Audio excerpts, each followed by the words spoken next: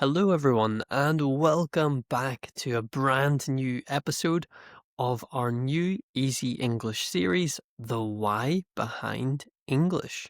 For years, people have asked me many questions that go far beyond vocabulary lists.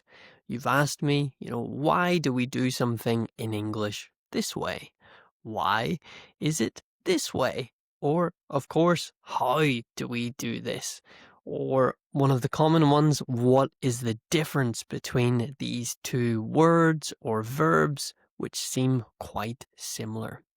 In this new series, I am going to act as a language detective with you. We are going to become language detectives, solving some of the mysteries of English together.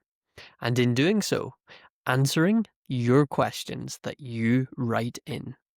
As always, I want to encourage you to write your questions in the comments or email me with them, and I will try to feature as many as I can that I think would make good topics on the why behind English. It's going to be the place where we are going to explore these topics together. So if you're new or if you've been listening for a while, make sure that you are following or subscribed to the podcast wherever you're listening. Today, we are going to be diving into two of the most requested topics and a little extra too. Starting with two of the trickiest words in the English language, and that is the verbs get and handle. We're also going to be looking at the prepositions on, in, and at, and talking a little bit about them. So I hope this episode will be interesting for you. Just a reminder, before we look at our key vocabulary, if you want access to the full vocabulary lists and PDFs, as well as transcripts and bonus episodes and more, make sure that you are signed up for the Easy English Patreon. This is a page where you subscribe and you get access to bonus content as well as supporting the Easy English show. The link, as always, you can find in the description of the podcast episode below. Depending on where you're listening, you just go to the information about the episode and you should find the link there. Or you can go to stan.store/Easy English Podcast. Okay, let's look at our key vocabulary for today. As always, I like to pick 4 or 5 words for you to actively listen on in each episode. And in the why behind English, it's no different. I want you to make sure you're practicing your listening skills. The first word today is preposition. Preposition. A preposition is a small word in English like on, in, or at that shows the relationship between two things, such as position or time. So a preposition, you can simply remember it as those little words which show the relationship between things. On, in, at, that type of thing. The second is phrasal verb. Phrasal verb. And this is a noun as well. So a phrasal verb as a description is a verb combined with a preposition or an adverb to create a new meaning. I have an entire book about phrasal verbs in English, which you can also find in the link below in the description. Phrasal verbs are everywhere in English. Some simple ones like to get up, to sit down, these are all phrasal verbs. Our third word today is context, and this is a noun. And context means the situation or information that helps you understand the meaning of something. The final word for today is nuance. Nuance. And that is a very small difference in meaning, expression, or sound. So you can think of nuance as a very small difference. So listen out for those words as we go forward. Now let's get stuck straight in to our first section today. And actually, let's look at prepositions first. So on, in, or at.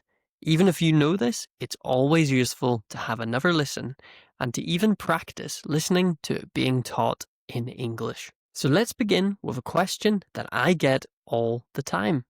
How do I know when to use on, in, or at? And this is a great example of a why question because it's not about necessarily a simple rule, it's about logic and context. So you want to think of these three prepositions as a scale of how specific something is, how particular, and we could say precise or accurate something is.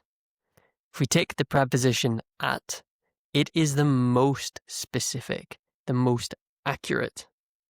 It is used for a very precise point, a very accurate point in space or time.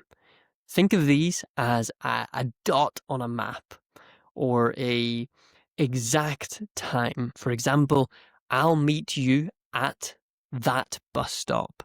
It's at an exact point. Or I saw him standing at that corner. I will meet you at 9 o'clock. Then if we look at in, so the word in, when we're talking about location again or specific points in time, it is used for a larger enclosed space. Think like a big box or a circle. For example, I'm in the kitchen. I'm in this city, or the meeting is in room number 24. It's a larger space, right? A larger, often enclosed space that you can be inside. Then if we look at on, it is used for a surface or a line. So the book is on the table. I am sitting on this chair in this room at my house. Actually, better to say in my house. I could say in my house at 9 o'clock, let's say, to be very specific. But because the house is an enclosed space, it's better to say, like a larger enclosed space, it's better to say in than at my house. When we say at my house, it makes me think that we're meeting outside the house, but at the front door, for example. So you can be at a specific house, for example, in a neighborhood or in a city, and you might be on a street because you're on the surface of something, right? By thinking of this scale and these different ways, it can help you to solve the preposition puzzle. And of course, not everything goes to this rule, to this context, but for most situations, these will apply.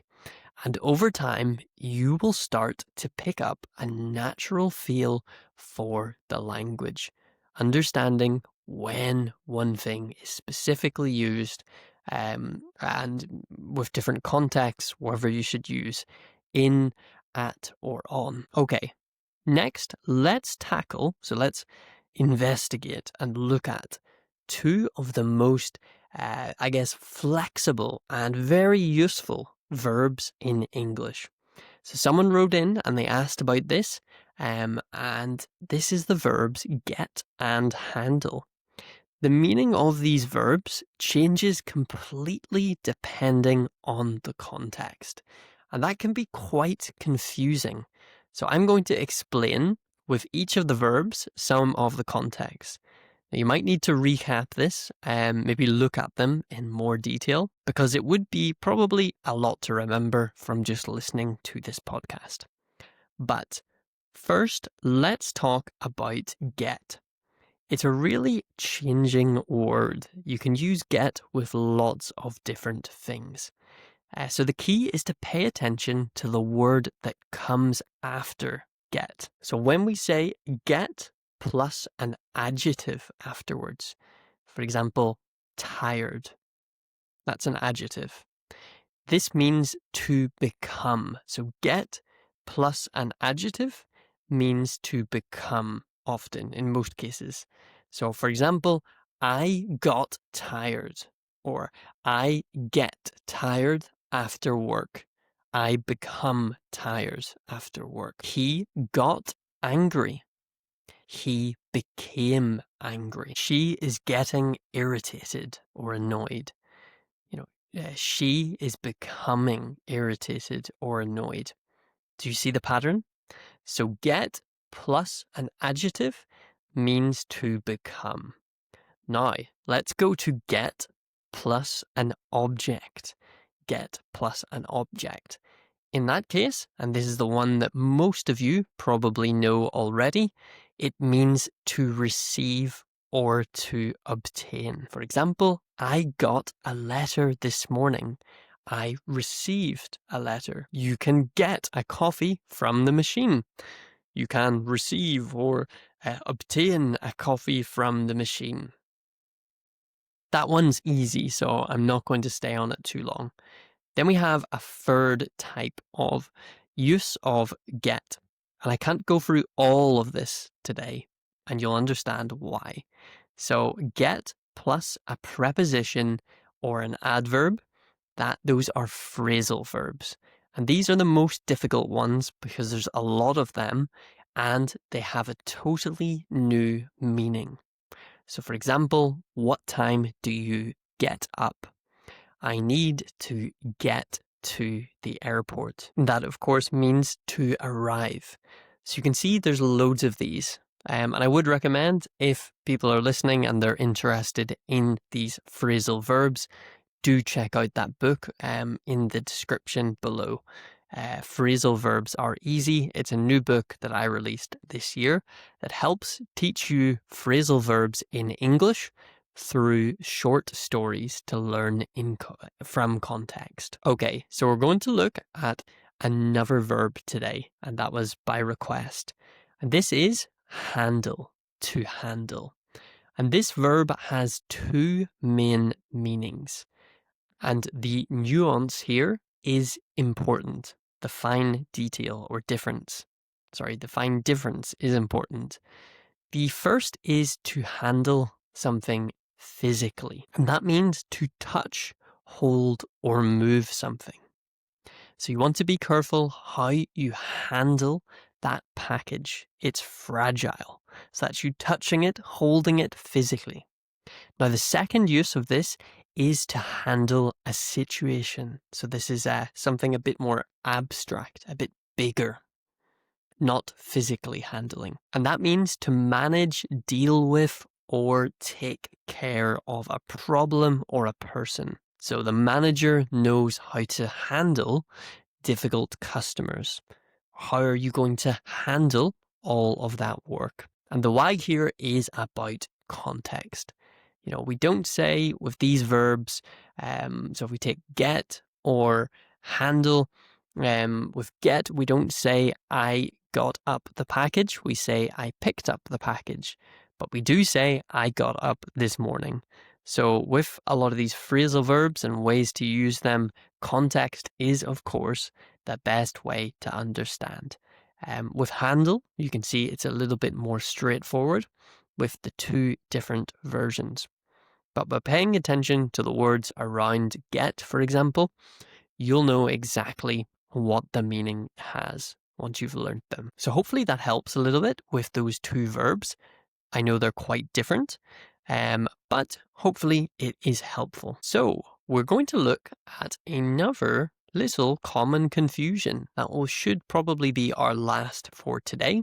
And then I want you to write in lots of more questions for me to answer. So I also want to tackle then a classic why question. And that is, when do I use make and when do I use do?